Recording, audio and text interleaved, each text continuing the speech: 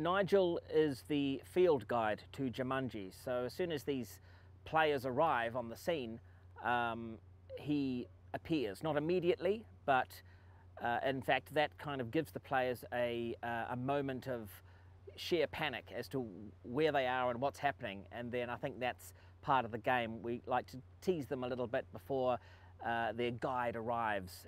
So Nigel arrives in his Land Rover, and then his job really there is to negotiate the players into the game and explain to them what's going on in this world and why they're there.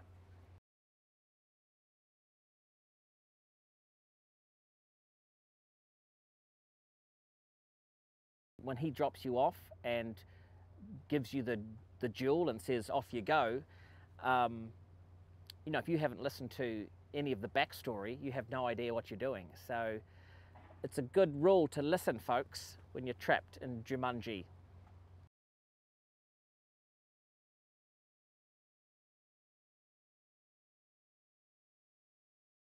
The jewel is the main thing of the game.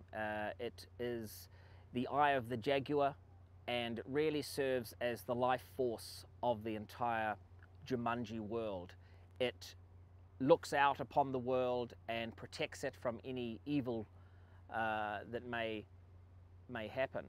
When Van Pelt takes the jewel, he then harnesses the power of Jumanji, and this of course turns the entire world into into turmoil.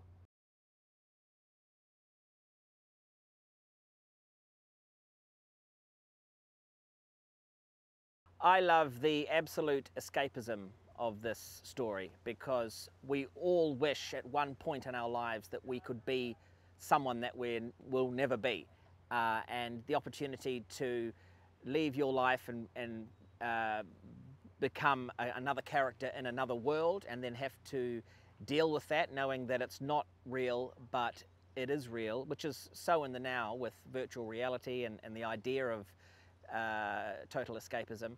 That's what I love about this movie, is that it's updated to fit in perfectly with time as we have it now.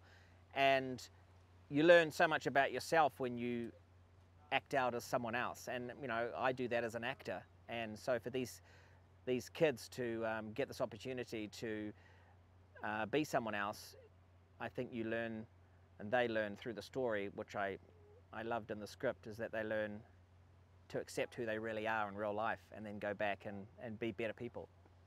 It's a cool story.